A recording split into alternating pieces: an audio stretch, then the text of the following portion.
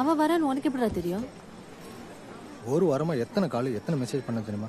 ஒன்றுக்கு ரிப்ளை. சரி வரலன்னா விட்டுருவோம்னு சொல்லி கடுப்பாய் விட்டேன். அப்புறம் இன்னைக்கு காலைல பார்த்தா ஒரு மெசேஜ் வர்றேன்னு.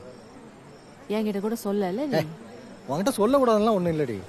சிங்கப்பூர்லேருந்து இதுக்காக கிளம்பி வரணும், வந்தா பார்த்துக்கலான்னு விட்டேன்.